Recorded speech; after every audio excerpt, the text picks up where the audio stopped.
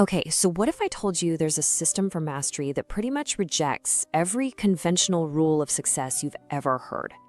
Today, we're diving into the unique, powerful, and let's be honest, often misunderstood world of David Lynch. We're going to break down what I'm calling the Lynch Principle. And believe me, this isn't just about filmmaking. It's a completely radical new way to think about creativity itself. So here's the game plan for our journey. We're going to start by diving for the big fish. That's Lynch's core metaphor for truly profound ideas. Then, we'll dig into his childhood and find the ants on the lawn that really shaped his entire worldview.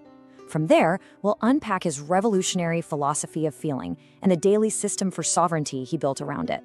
We'll get to see how all this created the Lynchian style, and, most importantly, how you can actually use these ideas to code your own greatness. Everything, and I mean everything, we're about to talk about hinges on this one single realization. This isn't just some nice poetic line, it's a strategy.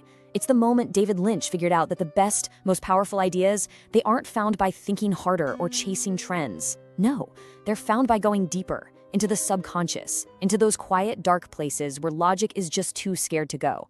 This one quote, it's the key that unlocks his entire creative universe. Okay, let's get into it. Diving for the big fish. To get Lynch, you have to realize that from the very beginning, he chose a completely different path. While 1970s Hollywood was busy chasing formulas, he was holed up in a rundown stable for 5 agonizing years, building the visceral nightmare of his first film, Eraserhead, literally frame by frame. He wasn't just making a movie, he was committing to an entirely different way of being creative. And this right here is the heart of it. The Lynch Principle isn't about sitting around waiting for some random bolt of lightning. It's a systematic belief in what he calls the inner texture of an idea. You know that raw gut feeling you get right before the words show up? The mood, the color, the temperature of a thought? For Lynch, that feeling isn't just the starting line. It's the ultimate source of all creative power. It's the only thing really worth trusting. So what was his whole goal here? He decided to take feeling, something most of us just dismiss as soft or unreliable, and turn it into a creative weapon. His entire artistic mission became about making the subconscious visible. See, he wasn't trying to tell you a story that made perfect logical sense. He was trying to build an experience that would make an audience feel a truth they couldn't possibly put into words. And that emotional gut punch, that became his ultimate authority. But where on earth does an idea like that even come from? This obsession with the world hiding just beneath the surface? Well, the answer is in his childhood, in a section we're calling The Ants on the Lawn. This is where that massive contrast between how things look and how they really are forged his entire vision. This really nails the central conflict of Lynch's youth. On the surface, his life in 1950s Montana was the picture-perfect American dream. Sunshine, white picket fences. The guy was even an Eagle Scout. It was all about conformity. But he was obsessed with what was just beneath that smiling, perfect veneer. He saw the violent chaos of ants swarming on a beautiful green lawn, the unsettling darkness that just lurked in the shadows under the trees. He felt this soul-crushing pressure of normalcy and just knew, on a gut level, that the perfect surface was a total mask. And this feeling, this sense of a hidden, darker world, followed him right into his early artistic life. He started out as a painter, but he got super frustrated because the canvas just felt too static, too still, to capture the movement and decay he saw in his head. This led him to Philadelphia, a city that became his creative crucible. He lived in this neighborhood just defined by industrial poverty and this constant sense of fear. The hum of decaying factories, the sounds of violence, the anxiety in the air, this wasn't just background noise. These things were his teachers. It was here that he started to systematically unlearn his habit of looking for logic, realizing his true gift was a kind of sensory alchemy, the ability to turn the raw feeling of the world into something powerful and undeniable. So out of that fire in Philadelphia, a whole new mindset was born. And this brings us to his philosophy of feeling. And this wasn't just a style choice. It was a complete and total rejection of the traditional creative rulebook. The cornerstone of this whole philosophy is something called radical subjectivity. And let's be clear, this is a strategy. It's the disciplined practice of taking an abstract idea, a fragment, a mood, a vague feeling, and just refusing to explain it. Not to yourself, not to anyone else. You just wait. You protect it from the harsh light of logic until that feeling gets so powerful, so clear and undeniable that it demands to be created. Lynch knew that the second you try to explain a fragile, new idea, you kill its magic. His new operating rule became devastatingly simple. Trust the feeling, ignore the reason. I mean, just think about how much that one sentence goes against everything we're taught about telling stories. We're told to focus on plot, on character motivation, on logical steps. Lynch just threw that entire playbook out the window. For him, if a feeling was true, the logic just didn't matter. This commitment led him to master what we can call dream logic.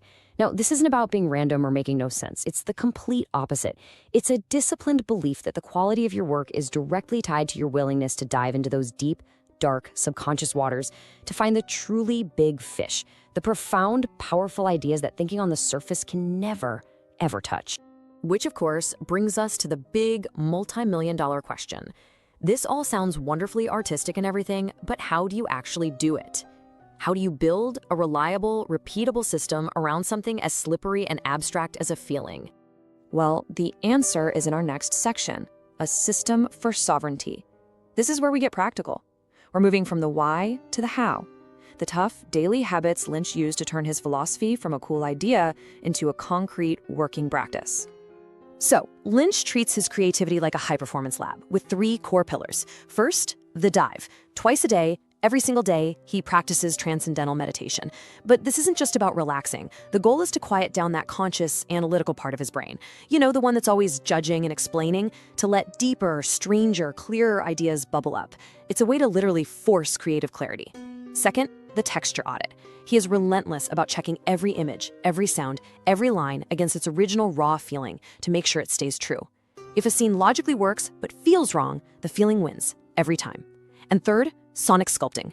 He obsesses over room tone, the unique ambient sound of a space, because he believes it sets the entire emotional frequency of a scene before a single word is even spoken. And holding this entire system up is another powerful habit, foundational isolation. For years, he famously went to the exact same diner at the exact same time and ordered the exact same $7 chocolate milkshake. Why? To eliminate trivial choices. Every little ounce of mental energy we spend deciding what to wear or what to eat for lunch is energy that can't be used for the deep, difficult work of being creative. By making his daily life a predictable routine, that diner became his laboratory. It freed up his mind for the only thing that mattered, hunting for those big ideas. And what was the end result of this radical philosophy and all this rigorous system building?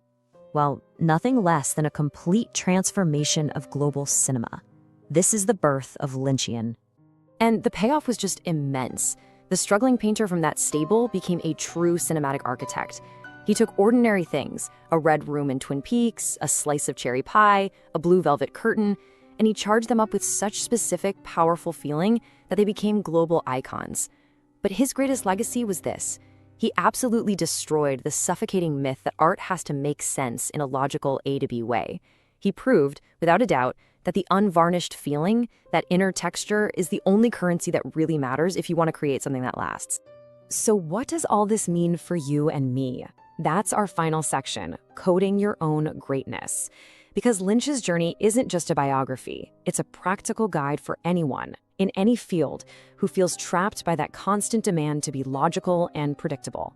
The main lesson to take away here is this. Your true, unique power is directly tied to your ability to stop justifying and over-explaining your ideas to death, and instead, to just start diving. It takes courage to trust that initial spark, that quiet feeling, even when you can't really explain why it matters yet. You have to learn to believe that the feeling itself is enough. So I want to leave you with a direct challenge.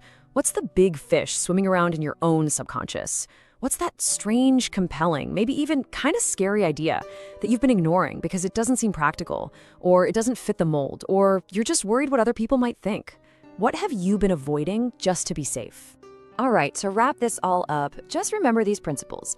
First, stop explaining and start diving. Give your ideas some room to breathe before you pick them apart.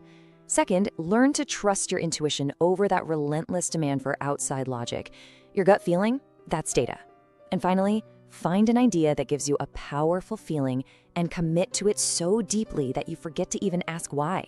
Because when you do that, you stop being a victim of logic and you start becoming the master of the dream. Because in the end, Lynch's entire system really boils down to this one powerful idea. The truth of any great work, a film, a business, a piece of art, it isn't in the plot or the explanation. The truth is in the texture. And your subconscious, that deep, dark, silent water we all have inside us, it's not something to be afraid of or ignored. It's the very code for your own greatness.